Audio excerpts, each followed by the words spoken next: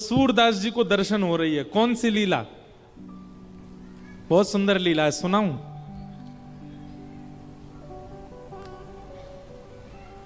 एक बार ये सूरदास जी को दिख रही है लीला। कैसी लीला? बोले एक बार कीर्ति मैया, राधा रानी की माता जी का नाम क्या है? कीर्ति मैया। कीर्ति मैया श्री किशोरी जी तो बोली, लाली तू अब बड़ी है गई है, तू अब सुघड़ है गई है। ब्रजभाषा में बोले समझेंगे आप लोग? लाली अब तू सुघड़ है गई है, अब तू बड़ी है गई है, अब नेक नेक घर के काम करो कर। तो किशोरी जी बोली, आज्ञा करो मैया, कहा करूं? तो किशोरी जी बोली, कीर्ति मैया बोली, लाली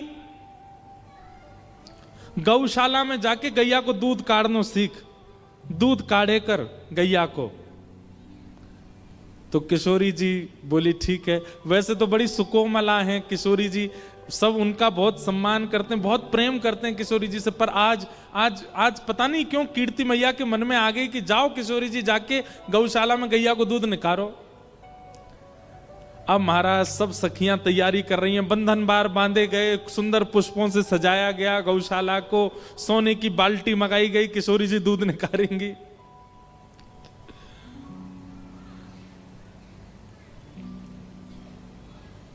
कहीं ना कहीं से ये खबर ठाकुर जी के कान में पहुंच गई। ठाकुर जी जैसे ही पता चली किशोरी जी दूध निकारवे वाली है, ठाकुर जी तो उसमें एक्सपर्ट हैं, दूध निकारवे में एक्सपर्ट हैं ठाकुर जी तो ठाकुर जी अपने सब सखान के संग बोले, चलो चलो आज बरसाने चल रहे हैं। बोले काय को? बोले किशोरी जी दूध निकालेंगी, जल के देखेंगे कैसे निकाल रही हैं।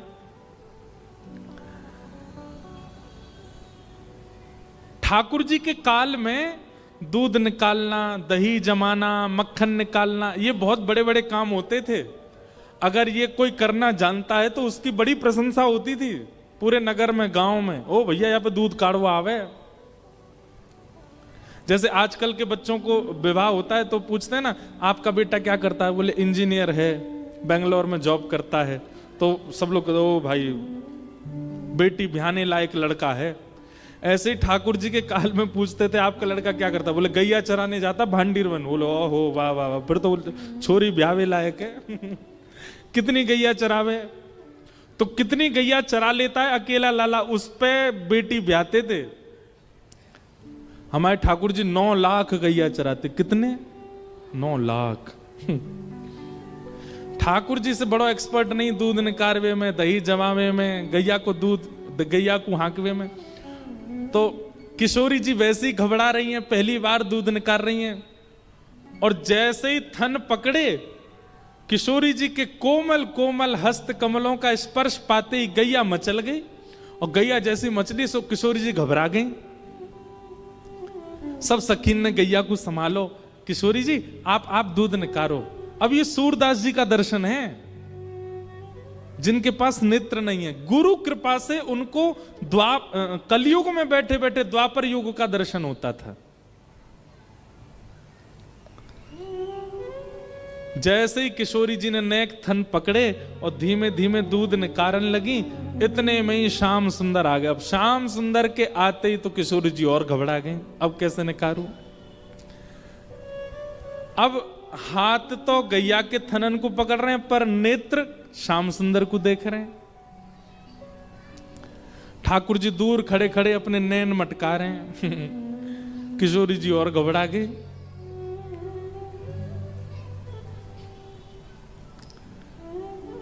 दूध निकाल रही है पर पात्र की जगह नीचे गिर रहा है।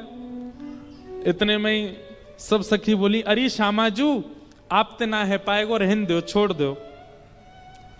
किशोरी जी बोली, ना है मुंह को बाल्टी भर के दूध ले जानो है, अगर नहीं लेके गई तो कीर्ति मैया बहुत डांटेंगी। तब ठाकुर जी बोले, देखो एक काम करो,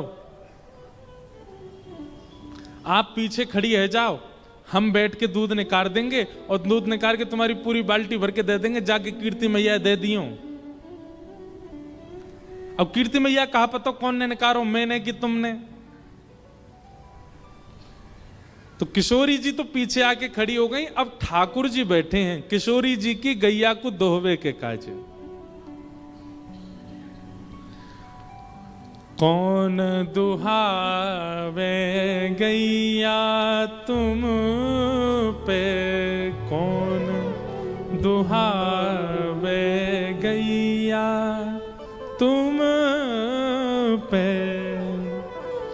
लिए रहत हो कनक दोहिनी, बैठत हो अधपैया तुम पे, कौन दुहावे गैया। सब सखियां कह रही हैं, हे श्याम सुंदर तुम पे कौन दुहावे को गैया, क्यों? बोले तुम तो 24 घंटा सोने की दोहनी, दोहनी मतलब जिस बाल्टी में दूध निकालते हैं, वह संगे लिए डोलो, तुम पे कौन दुहावे गैया। अतिरस काम प्रीत जान के, आवत खिरक दुहैया तुम पे, कौन दुहावे गैया।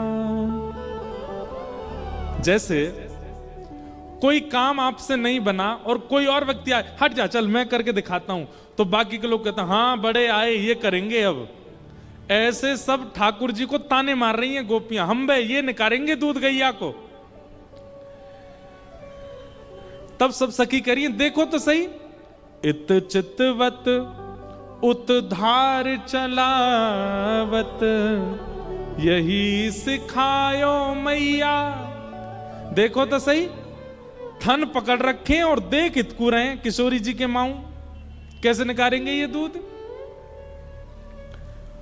गुप्त प्रीत तासों करी मोहन, जो है तेरी दैया तुम पे, कौन दुहावे गैया।